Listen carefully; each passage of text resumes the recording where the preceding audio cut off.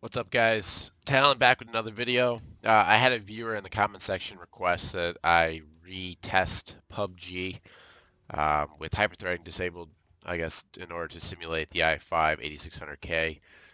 Um, so I went ahead and did that for him. Went in the BIOS. I turned off hyperthreading. I was gonna bump up the frequency because it probably would go even higher with lower voltage. The chip will do 5 gigahertz.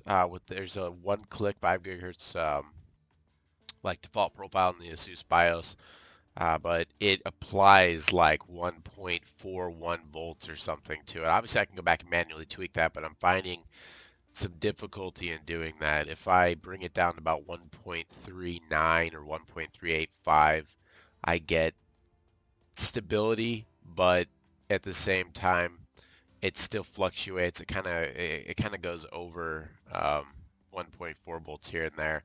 Temps come up. I don't think running, and I just don't feel comfortable with that voltage. I don't think that for the longevity of the chip that it's very good for it. And with the 8700K in such short supply right now, I really don't want to burn this chip up in the first 2 days I have it. It probably wouldn't, but at the same time, I wouldn't be able to get a replacement. So I believe Intel does offer some sort of overclocking um, warranty. I had that on my 5820K. It was a total waste of money. I never used it. I may look into doing it though for this one, just because I'm finding other people are getting 5 gigahertz at like 1.32 volts. I don't know if the reviewer ships were cherry picked or if that's going to be more the norm. Um, 4.9 gigahertz, I was going to bump it up. Like I said, I was going to bump it up for this because you're not running hyper-threading now, so you should be able to in theory, get a higher clock speed with lower voltage and maybe get some more stability out of it. But for the process of just keeping it like an apples to apples test or whatever you want to say, I'm going to leave it alone and we're going to run 4.8 gigahertz. I went back through, I had to watch my YouTube video.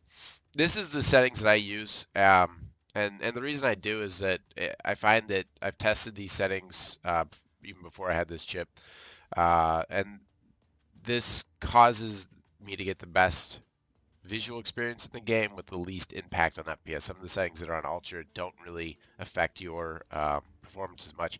Unless you have, for example, textures. If you don't have a card that has a lot of VRAM, this game eats up a lot of VRAM. I should have actually probably overlaid that up here for you guys.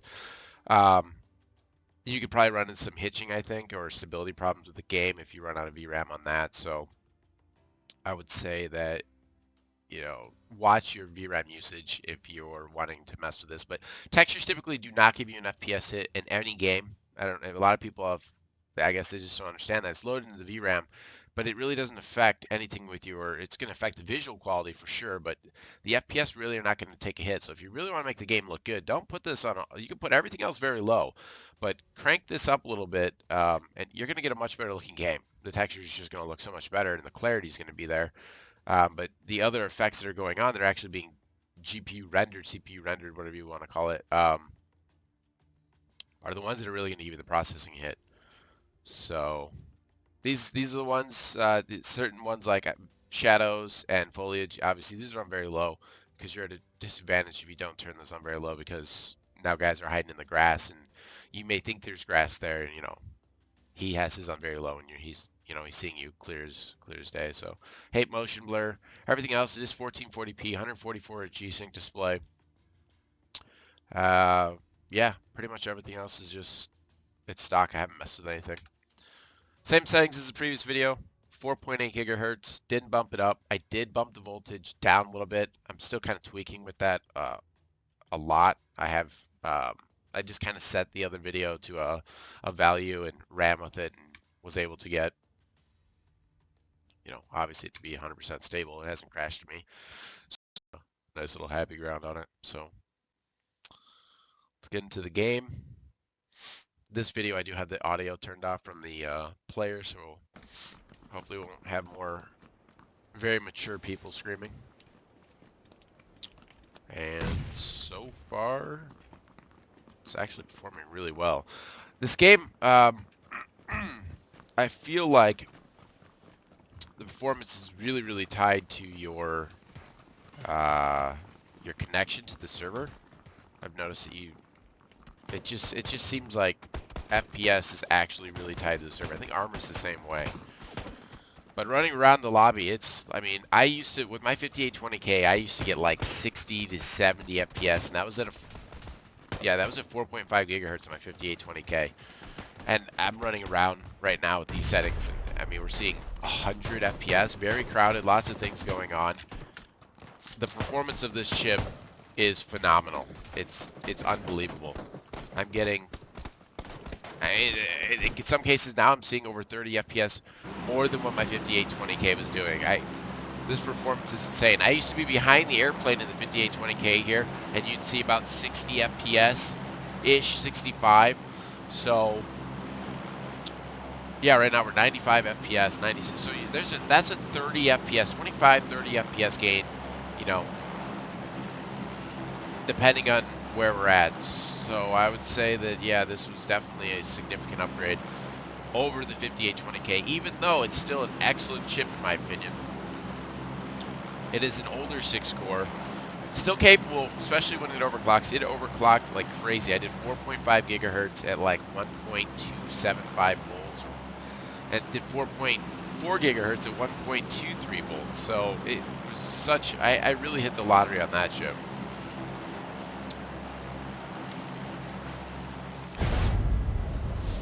What did I mark here? That little town. Is that looks like we got some company. I'll try and do the same thing in this video. If I do die, I'll just re-queue. I apologize that the gameplay, I typically do not play single player solos. I find the game to be actually really boring when you do that.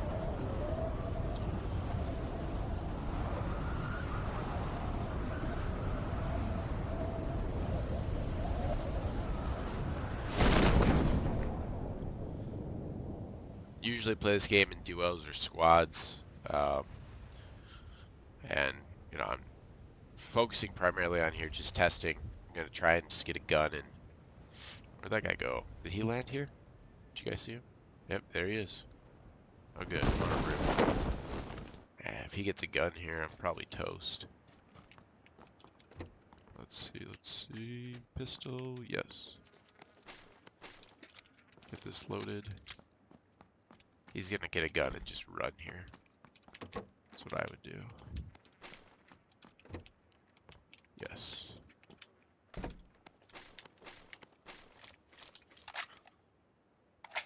Although I hate the AK. I really hate the AK. I hate its iron sights. I just really don't like this gun at all. I need a helmet now. Just a helmet.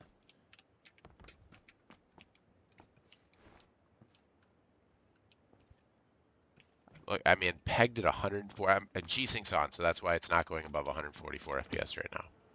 It would go above 144 FPS at 1440p with decent settings. Unbelievable. Unfreaking believable. Performance is just insane. Thank you, sir. I'm sorry about you dying. Yeah, let's take that. Yep. Ooh. Alright. Did you loot that? Yeah, you probably looted it. Looted that.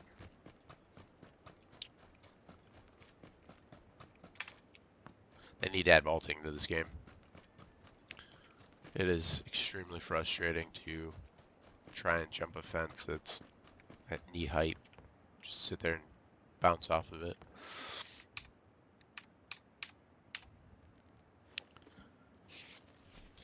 I don't remember what the temperatures looked like last night. I don't think they were very high. The voltage was 1.28 volts, I believe. I think I knocked this down to 1.27 or 1.27. I mean, a very small change in voltage, pretty much insignificant. And I have no idea what this would take to run. I could kick this down maybe to 1.2 volts. I have no idea. So, what do we want? What do we want? I'll take the M16.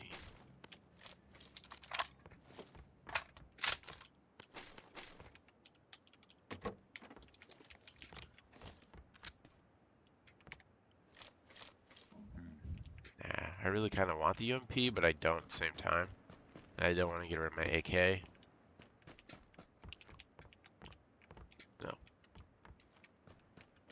feel like the micro Uzi should just be a pistol. Just sort of tuck it into your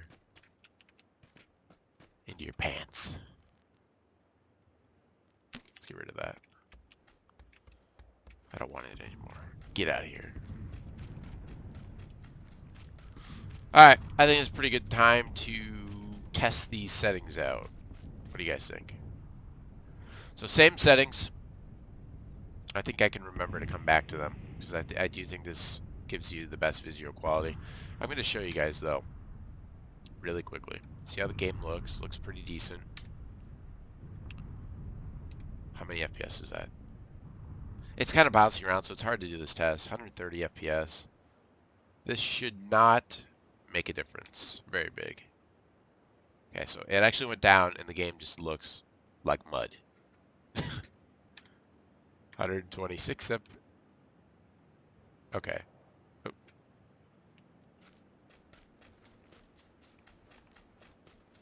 This is why it's hard to tell. It just looks. Oh, there he is. Should we shoot at him? No. He's probably gonna shoot me while I do this. Back. I think it's loading. Is it loading these in? There it is. Still loading them into the VRAM.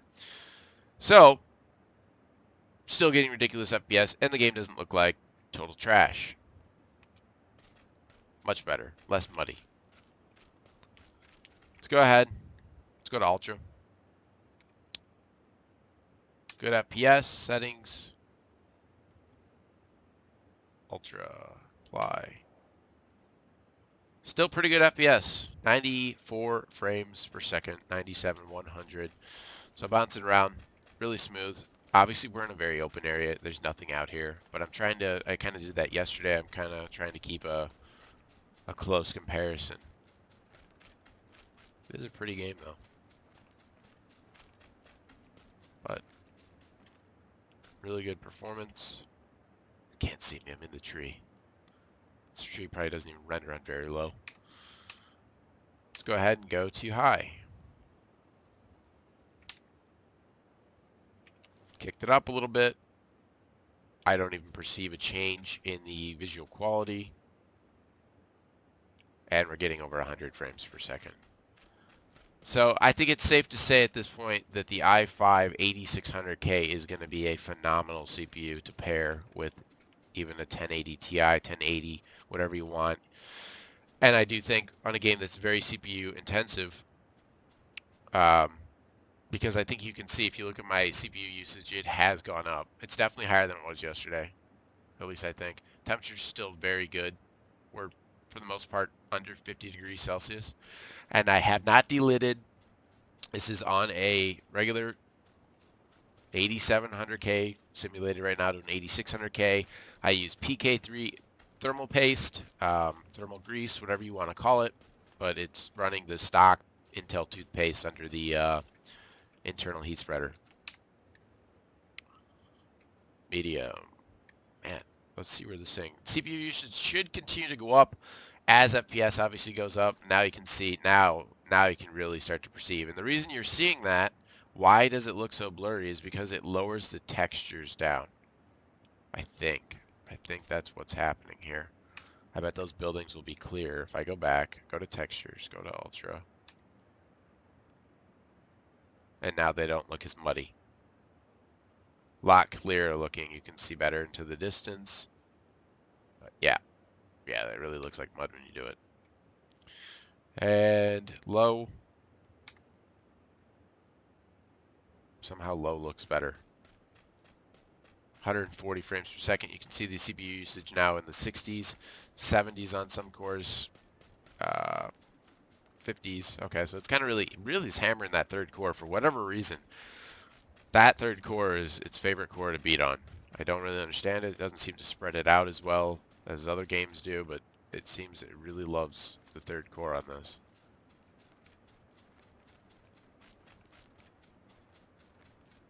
And apparently the chip is not requiring all the voltage I put into the BIOS, so it's not even using it. So I could probably really shave that down. If that's all it's using, then probably use that as my next voltage point and then see if it even draws underneath that, because that's the max I'm going to allow it to draw. I don't know. We'll see. Holy crap, though. 144 at all times. This is like the competitive setting. I should be using this. And very low. Very low. Yep, it's bouncing off the G-Sync limiter there. Wow. I'm going to use this. Super ugly. Put textures on. Actually, it really doesn't look that bad. It's like so easy to see.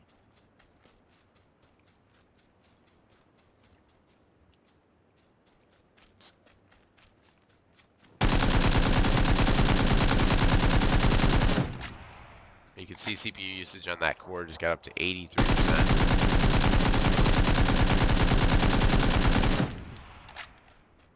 Alright guys, I'm going to go ahead and end the video here. Hope this helps some of you out if you're debating between your 8700K, 8600K, I think. And this... Oh, what's this? We're going to get killed here. No, he doesn't want to fight. Not today. See if he stops. And then we're going to end this video. I don't really want to make this very, very long. Even though we're looking into a very populated, hugely dense city, it's still doing really well. The cities tend to wreck FPS, so as everybody knows.